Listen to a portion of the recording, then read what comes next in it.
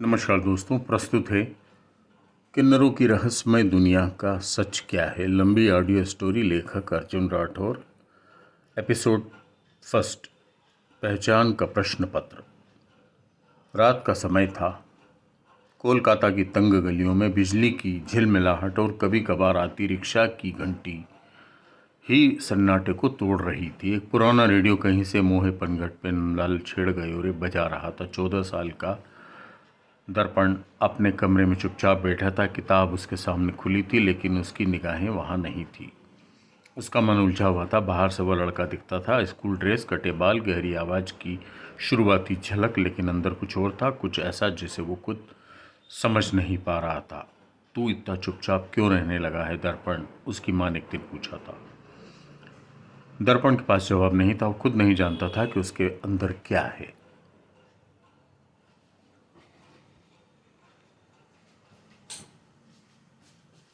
वो खुद नहीं जानता था कि उसके अंदर क्या है। कुछ ऐसा जो वो खुद समझ नहीं पा रहा था। उसे इतना समझ में आ रहा था कि वह वैसा नहीं है जैसा बाकी लड़के हैं। जब वह शीशे में खुद को देखता तो उसे अपनी छवि अधूरी लगती। ऐसा लगता मानो उसकी आत्मा किसी और शरीर में फंसी हुई हो। स्कूल में बच्चे उसे किन्नर कहकर चिढ़ाते थे। वह नहीं समझता था कि ये शब्द अपमान है या पहचान। एक दिन उसकी सहेली राधा उससे बोली, दर्पण तू मेरे जैसा लगता है। तो उसे पहली बार लगा कि शायद वह कुछ अलग है, कुछ जो उसे समाज ने कभी ठीक से बताया नहीं। शहर के कोने पे एक चौराहा था, जहाँ हर मंगलवार कुछ किन्नर आते थे, रंग बिरंगे कपड़ों में, माथे पर टीका, कानों पर बालियाँ, बड़ी बालियाँ और चेहरे पर एक अजीब सी गरिमा। वे शादी या बच्चों के जन्म की बधाई देने आते थे और कुछ सिक्कों के साथ लौट जाते थे। दर्पण ने एक दिन उन्हें दूर से देखा और न जाने क्यों उसकी आंखों में पानी आ गया। मैं कौन हूँ? यह सवाल उस दिन पहली बार उसकी आत्मा से उठा। दर्पण का यह सवाल धीरे धीरे उसका अस्तित्व का केंद्र बन गया। उसने इंटरनेट पर सर्च करना शुरू किया। ट्रांसजेंडर क्या होता है, किन्नर कौन होते हैं, क्या कोई पुरुष होते हुए भी स्त्री महसूस कर सकता है? जवाब जटिल थे, शब्द नए थे, transgender, non binary, gender dysphoria, लेकिन एक शब्द सबसे ज़्यादा चमकता था, वो था किन्नर। भारत में सदियों से जिनका अस्तित्व, लेकिन जिन्हें समाज ने दूसरा मानकर किनारे कर दिया। किताबों और लेखों से दर्पण ने जाना कि किन्नर कोई गाली नहीं, बल्कि एक पहचान है, ऐसी पहचान जो धर्म ग्रंथों, पुराणों, महाकाव्यों में भी सम्मानित है। महाभारत में शिखंडी और अर्धनारीश्वर की कथा पढ़ी और पाया कि किन्नर होना कोई गलती नहीं, बल्कि एक अलग आध्यात्मिक स्थिति भी हो सकती है। सबकी आत्मा पूछने लगी थी, क्या मैं भी किन्नर हूँ? उसकी आत्मा पूछने लगी थी, क्या मैं भी किन्नर हूँ?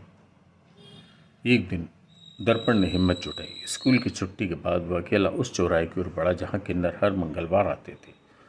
वहाँ खड़ी थी गुरु माँ, जिनकी आंखों में आंधी और शांति दोनों थे। साड़ी, बड़ी बिंदी, हाथों में चूड़ियाँ। उसके पीछे 2-3 किन्नर थी, सब मुस्कुरा रही थी। दर्पण डरते डरते उनके पास गया। बोल बच्चा, क्या चाहिए? गुरु माँ ने मुस्कुराकर पूछा। उसने कांपती हुई आवाज़ में कहा, मैं आपसे कुछ पूछना चाहता हूँ। गुरु माँ ने उसकी आंखों में झांक कर देखा और फिर धीरे से कहा, तो पूछ, तू ही तो अपने जवाब का रास्ता है। मैं वैसा नहीं हूँ जैसे लड़के होते, मैं खुद को लड़की जैसा महसूस करता हूँ। क्या इसका मतलब है कि मैं भी? वह शब्द पूरे नहीं कह सका, उसकी आंखों में आंसू आ गए। गुरु माँ ने उसका चेहरा अपने हाथों में लिया और बोली, तू वही है जो तेरा मन कहे। ये समाज तुझे नाम देगा, किन्नर, ट्रांस, लेकिन पहचान तुझे तेरी आत्मा से निकलेगी। और तू अकेला नहीं, तेरे जैसे बहुत से जो ढूंढते हैं अपनी सूरत। उस दिन दर्पण ने पहली बार किसी की गोद में सिर रखकर रोने की आज़ादी को महसूस किया। रात को जब वो घर लौटा तो उसके मन में तूफान चल रहा था, लेकिन साथ ही एक हल्की सी रोशनी भी थी। उसने पहली बार खुद को दर्पणी नाम कहकर पुकारा। एक नया नाम, एक नई पहचान जो कहीं गहराई में हमेशा से थी। उसने शीशे में खुद को देखा और पहली बार मुस्कुराया। शायद सफ़र लंबा था, परिवार को बताना, समाज से लड़ना, खुद को स्वीकार करना, लेकिन अब पहला कदम उठ चुका था। पहचान का पहला प्रश्न अब एक उत्तर की ओर बढ़ रहा था। तो ये था हमारा पहला एपिसोड। अब दूसरा एपिसोड, किन्नर, अधूरी पहचान, पूर्ण आत्मा, पहचान का पहला प्रश्न।